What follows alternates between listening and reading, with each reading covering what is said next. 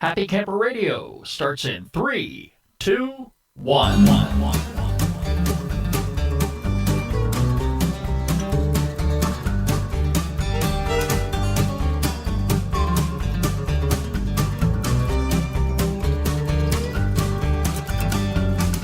It's a wonderful day to go camping. Hello, everybody. I'm Skip. I am a happy camper. And no question about it, my friends, I'm going to do my very best to make a happy camper out of you. It's episode 144. And are you camping this weekend? Good for you if you are. If you're not, what's stopping you? You know, springtime is here. Summer is just around the corner. Of course, a lot of us are waiting for the kids to get out of school so we can take full advantage of all the camping opportunities that we have way out there in the world. So, you know, if you haven't already made your plans, what's stopping you? Sit down around the table. Maybe tonight at dinner will be a great time to pick up the discussion, decide where you're going to go, and what sights and sounds you're going to see when you go out there. 2016 camping season is upon us, and it is beautiful. Let's just hope the rain cooperates with us and stays away anytime that we decide to go camping. You never know with that rain. It's going to be hit or miss. You can like us on Facebook, follow us on Twitter at Camp Talker, add us to Circles on Google+. And, of course, you can subscribe to our YouTube channel. You know, there's so many ways you can connect up with us at the Happy Camper Radio Show. Just go to www.happycamperradio.com. You'll find all of our social media icons over on the right-hand side of the page. You click on any one of them, and you'll be able to connect up with us. I'm going to take a moment now to go over to our shout-out window because we have a few folks here that signed up this past week that we want to take the time to recognize. First of all, let's say hello to Brian Vanderhoek, Gionavi Ramos of San Juan, Puerto Rico, Brian Branton of Palmetto, Florida. They all like us on Facebook. To the fine folks at Hitch and Post C&C RV Park in Cottondale, Florida. Cynthia Johnson of Venice Beach, California. They're following us on Twitter. And finally, to Michael McCoon, who added us to Circles this week on Google+. Thank you, each and every one of you. Glad to have you on board. And more importantly, thank you for being a part of this great Happy Camper Radio family. Would you like to be a guest on the show? I'd love to have the opportunity to talk with you. Give me a shout, Skip, S-K-I-P, at happycamperradio.com, and we will make that happen. All right, folks, if you wonder what's going on here in the studio, you know, a long time ago, I did an upgrade, and I said, this is going to be it. Wrong. No, believe it or not, I happen to lay my eyes on this brand new, get this, broadcast console that's going to replace the existing one I have in the studio now. If you've been to happycamperradio.com and took the studio tour, you'll get an idea of what we do behind the scenes. And there is a lot of gear here, a lot of equipment. In the past 3 years, the show has grown tremendously, not only with listenership, but also in quality of programming. I try to bring the best possible radio program I can to you each and every week. And also, it's going to require sometimes that we do an upgrade. It's kind of like your camping gear. After you've been in a tent for so long, you decide you want something better. When you go to the camping supply stores, or if you don't have one in your area and you happen to browse around online, or you see something out there in the field when you're camping, you're at a public or a private campground and you see a tent that you like, it may be a little bit bigger and a little bit more sturdier than the one you have, you start doing some thinking. You start scratching your head, you start counting the bills in your wallet, and you begin to wonder, wow, what would it be like if I had something like this? That's just the way it is here in the Happy Camper Radio studio. I built the studio based upon the show and also my voiceover business, which I do when I'm not doing Happy Camper Radio. I'm always looking to upgrade. And if it's affordable and I can do it, I will make the next move available to get that done. I will take the next step forward. And it looks like that's going to happen, not really in the next week or two, maybe in about a month or two, but I've already started laying the groundwork. And this new broadcast console is beautiful. I already went online and downloaded the user manual because I've decided this is the one that I'm going to buy. It's the one that's going to replace the one in the studio. Now, if you're wondering what's going to happen with the one here in the studio that I've used for the past 3 years. Ever since we did episode 1, I am now going to move this to my remote operation. When I'm not in the studio and I'm out camping, I love the idea of taking Happy Camper Radio out in the field with me. I love the opportunity of having campers come over to my campground and take time to be on the show. It's one thing to be in the studio looking at computer monitors, and I've got 3 of them in front of me, and they're all active right now. They're all doing different things.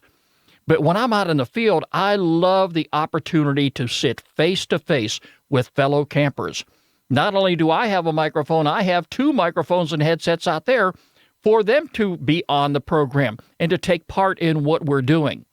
That is so very important to me. And as retirement nears, and I know I've talked about this before, I plan to do a whole lot more camping and a whole lot more shows out on the road. Maybe the quality out there is not going to be as good as it is here in the studio, but once I bring the tracks back into the studio, plug it into the system, and we perform the magic here, we guarantee you the best possible radio program that you could possibly have. And whether you listen to Happy Camper Radio at work, whether you listen to it at home while traveling, or even at the campground, it's always a great opportunity to pick up on the latest information that we have available to share with you in the world of camping. In fact, you can go on our website, happycamperradio.com, if you carry one of these neat little iPad 4s like I have.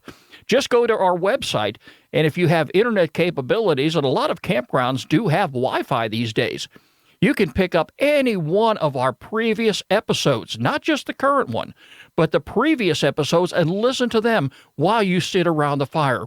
What better environment to listen to Happy Camper Radio? Answer me that. Wow. All right, but anyway, the new Studio Opry, let me tell you what we've got going here. Just this past week, I went ahead and purchased 500 feet of brand new digital cabling because the studio is going to have to be rewired.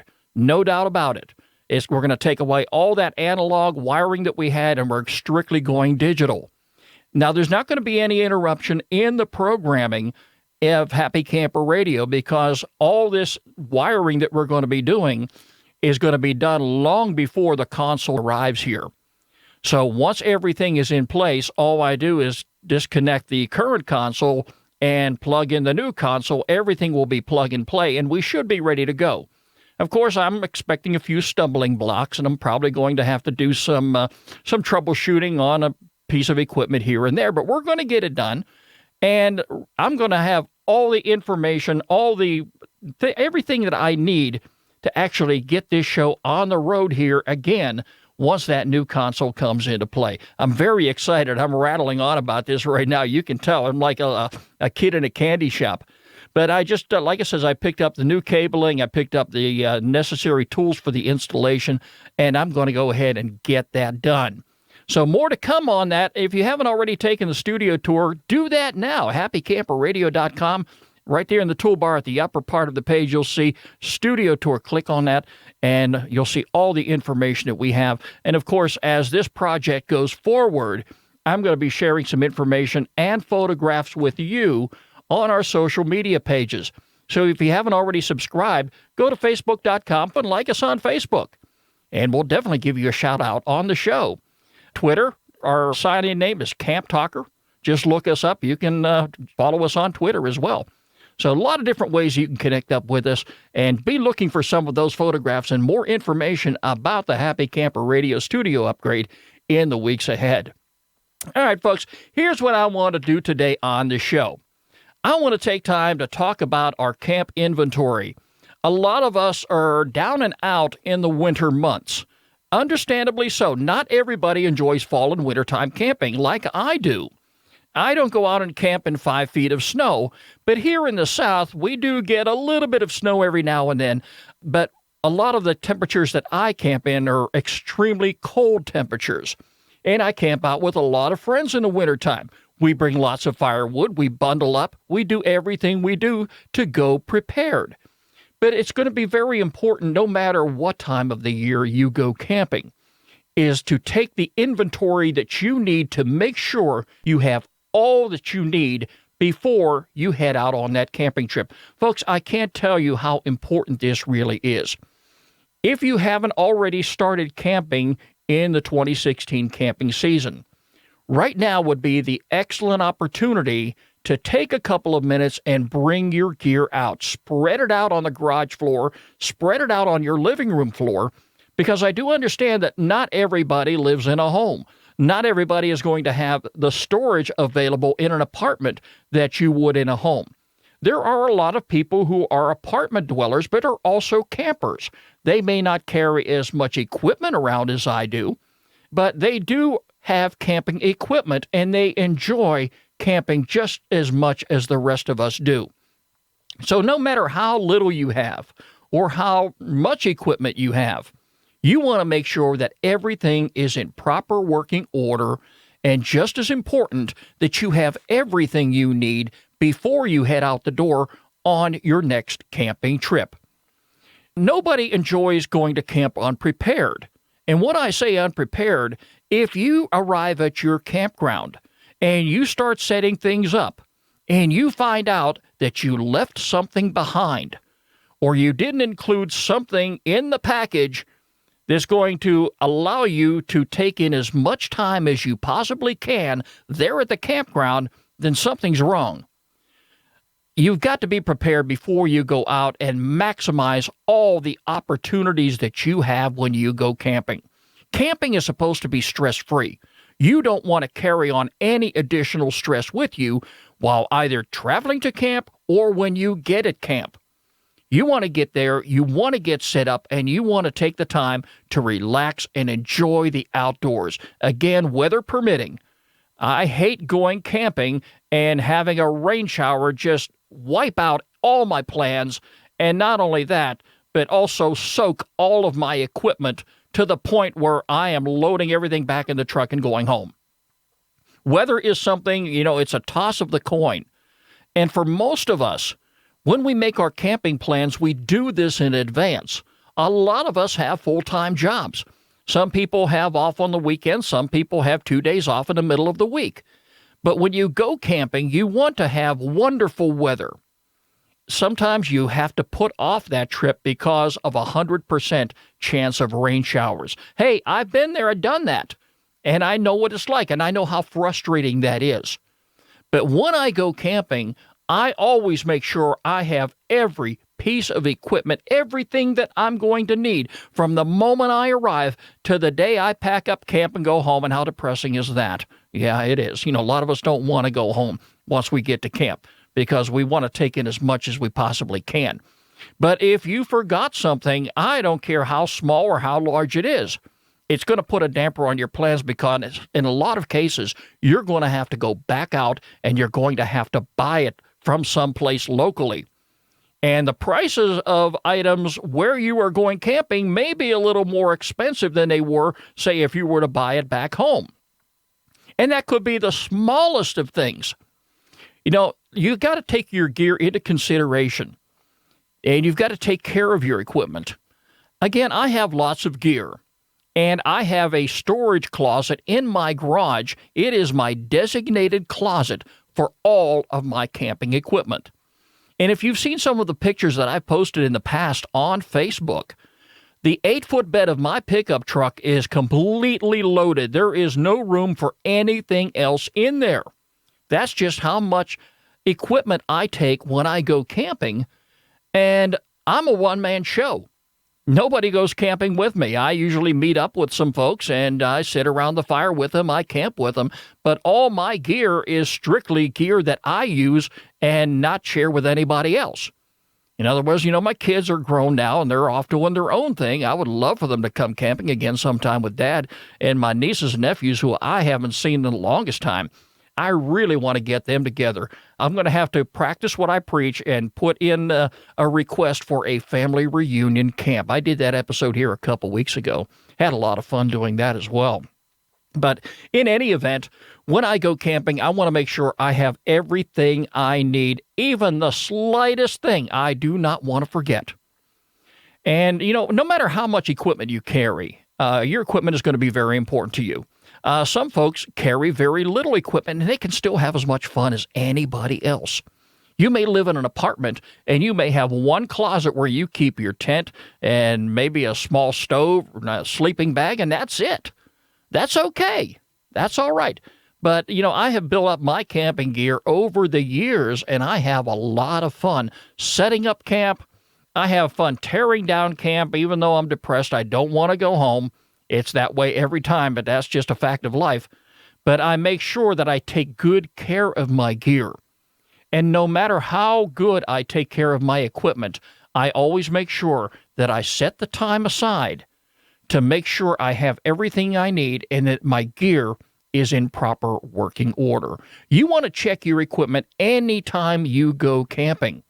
You want to pull out your tent, especially this time of year. Say if you haven't camped in the fall and winter months and you're getting ready to go on a trip, you may want to take an opportunity to take the tent out and possibly set it up ahead of time, just to make sure everything is there and everything is in good working order. Check for rips and tears. So very important. Because even the slightest tear, if you end up in a rain shower, which happens to creep up on you while you're sleeping, that rain is going to get down inside your tent. And if you're sleeping on the ground, which a lot of folks do, I, of course, have a very large cot that I sleep on because I'm not really into sleeping on the ground anymore. I'm a little too old for that. But some people do. And you don't want to be swimming in a lake. And that's what it would come down to if you had a rainstorm and all that water is leaking into your tent. So you want to be careful anytime that you put up your tent, tear down your tent, and if you have young children and they're horse playing, make sure you educate your kids not to do that around the tent or around the fire or any of your camping equipment. A lot of campgrounds have playgrounds. Let them go there. Let them run it off. That's the place to do it. But even if you don't have young children in your family, you may want to go ahead and set this tent up just to inspect it, just for a little peace of mind. Make sure all your tent poles are there. Make sure that you have your tent stakes. And also this, folks, do you have a claw hammer that you carry along with you? I have an old one that I could have thrown out, but I threw that in my camping supply box because I knew there was going to come a time that I would have to pound stakes in the ground and I would have to pull those stakes out of the ground when it came time to pack up the gear and go home. Your tent stakes, depending upon the type of weather you are camping in, if you're out camping in windy conditions, you may want to consider those long tent stakes. I've talked about that before too. A lot of the tents today, and I don't understand this, even some of the biggest tents they sell come with these small tent stakes. And you wonder, how are they going to hold that tent down in windy conditions?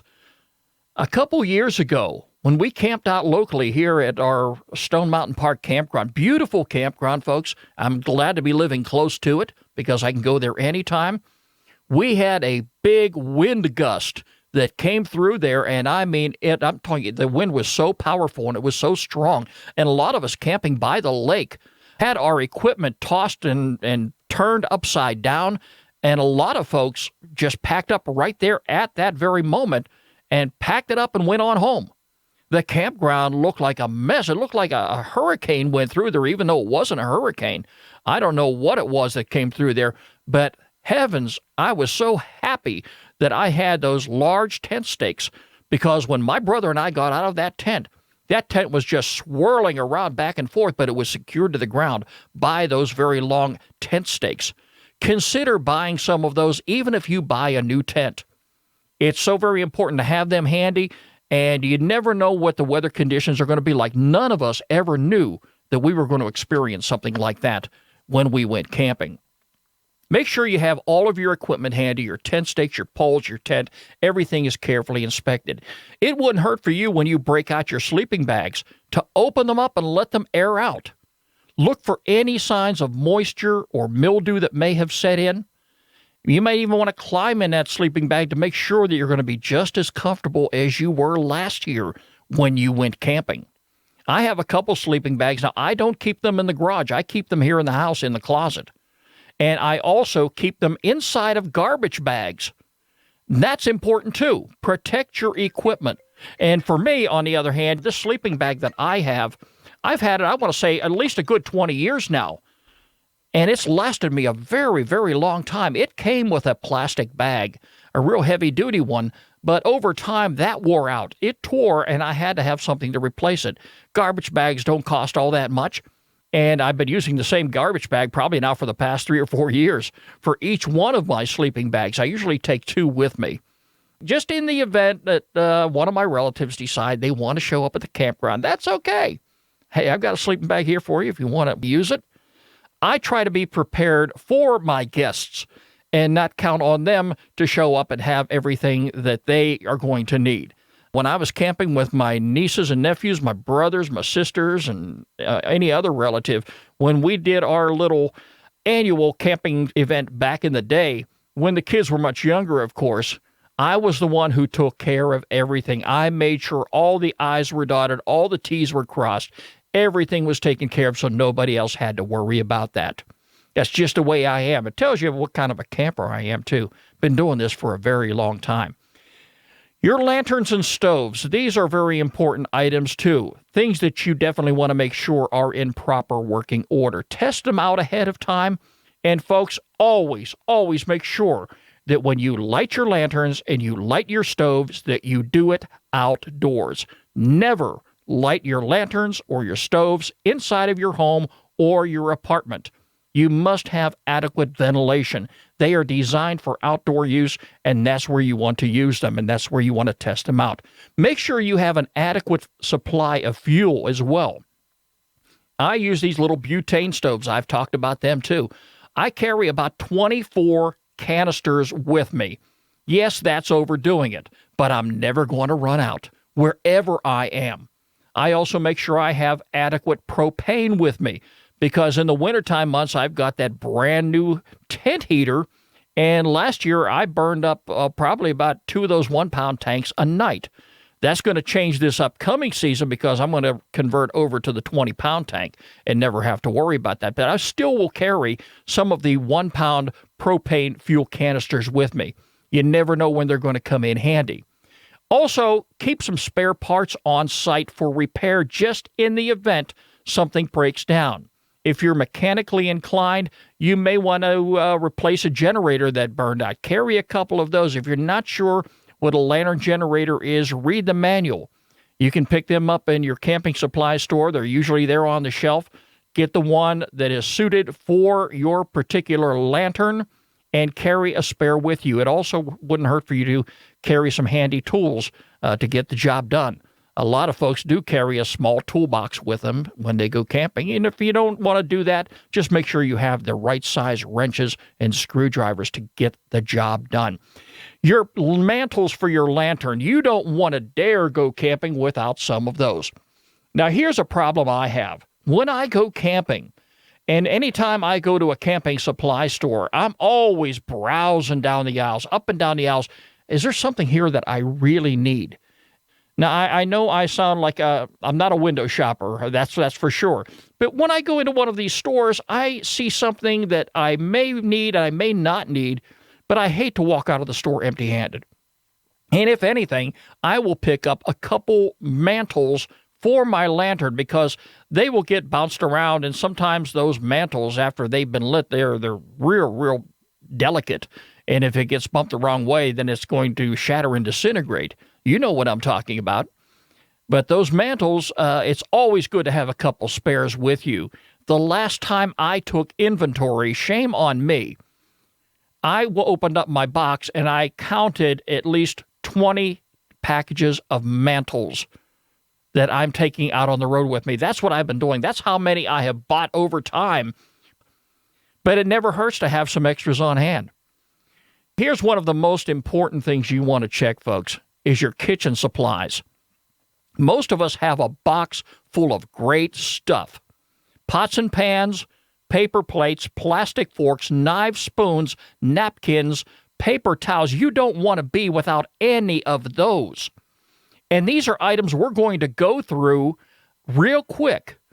And if you're forgetful, if you don't think about it right then and there, When you leave to go home from your camping trip, you're going to forget that, hey, I am almost out of plastic forks. I'm almost out of paper towels. And it would be a horrible thing to get to the campground and find out you don't have any paper plates because you used them all and you never took the time to take inventory. So get those items ahead of time. Do you see why it's so important to go through these things ahead of time before you go camping and make sure that you have everything you need? That includes your cleaning items too, your dish soap, your washcloths and towels and dish pans. Do you carry some Ziploc storage bags with you? I hate wasting food. Oftentimes I cook too much and I'm bringing things home with me. I would hate to cook too much, be unable to consume it, and have to throw it away. I hate waste. Make sure you have some aluminum foil with you too. Trash bags. If you're going to buy some trash bags, folks, get the cheap stuff. I usually go to the store, our local Walmart here. I can get the bag, the roll of them for like $1.25. I don't ever use a whole lot of trash while I'm there, but when I do, I pull out one of those little cheap old bags and I load it up, and I usually find the local dumpster to dump it off in before I head on home. You want to make sure you have your measuring cups and your cooking utensils. All those things you need to inspect. You need to make sure you have those before you leave. Now, your water containers. This is also very important. Some people carry jugs of water into camp with them. Those big 5-gallon plastic jugs. That's okay if you've got the room for them and you don't mind carrying them with you. Some people go with those collapsible jugs. They're made of real sturdy plastic, and you can fold them, you can put them away, but when you come time to load them up, you just fill them up with water. They take shape, and they're just as heavy as a 5-gallon jug of water, but it's real convenient to have. I've used those before. Anymore, I still have a 5-gallon jug, a big old plastic jug that I carry with me, and that usually lasts me. And if it doesn't, most likely I am camping at a public or a private campground where I have safe drinking water that I can fill them back up again. If you're wilderness camping, on the other hand, you want to make sure that you fill your jugs up ahead of time, because you're not going to have the opportunity in the wilderness to have good drinking water. And you'd never want to drink water from streams or lakes simply because that water may not be safe. But in an emergency situation, it's always good to carry some water purification tablets with you. Read the instructions. You can find them in your camping supply stores and carry them with you. They're only a couple bucks, and it's also good to have. And make sure you note the expiration date on them, too. I had a little bottle that I was carrying with me for a long time, and I thought I was going to have it for a long time until I opened the package up and saw, oh, this expired a couple years ago. No, so you want to make sure that if you're going to use water purification tablets, make sure that you have the ones that are up to date. It's a good habit to get into any time before you go on a long-distance trip or even a short-distance trip is to check your gear. Make sure you have everything you need that's going to get you through your camping trip. Some campgrounds have a convenience store on site, and that's good also. Some stores are several miles away from camp. I had an experience here several years ago that the local store that we needed to go to if we wanted to get anything was like about 6 or 7 miles away. That would really stress you out if you forgot something and you had to run into town to get it. You want to maximize the available time that you have and go camping. Prepare ahead of time. It saves time, it saves money, and a whole lot of aggravation. It's time now for our featured campground of the week here on the Happy Camper Radio Show. Yep.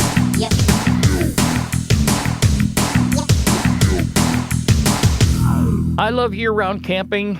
It's not available everywhere, but right now with the weather warming up, more campgrounds are starting to open. And this week, I'm going to take you down to the state of Mississippi, where they've had a lot of great campgrounds open and available to the public for year-round camping. And this one here is called Persimmon Hill. It's on Enid Lake. And this campground is a very quiet, family-oriented campground that sits along the banks of Enid Lake in the forests of northeast Mississippi. Enid Lake is a part of a dam project on the Yocona River The dam creates almost 16,000 acres of water for the millions of annual visitors to enjoy. In addition to 44,000 acres of thick green forest surrounding the lake, they have several recreation opportunities for campers, equestrians, and hikers alike. And there's a lot of information that you can read about on their website. They've got a couple great pictures there, too. And also, one of the things I like about these websites here that I'm taking you to each and every week, they have a 7-day forecast. You can see what the weather is going to be like ahead of time before you go out. But like I said, this campground is really great. They got hiking trails winding around the lake shores throughout the surrounding landscape, offering the hikers and bikers and horseback riders great opportunities. The campground has 72 reservable sites, along with 3 large group picnic shelters. Some of the things you need to know before you go. They have first-come, first-served campsites available.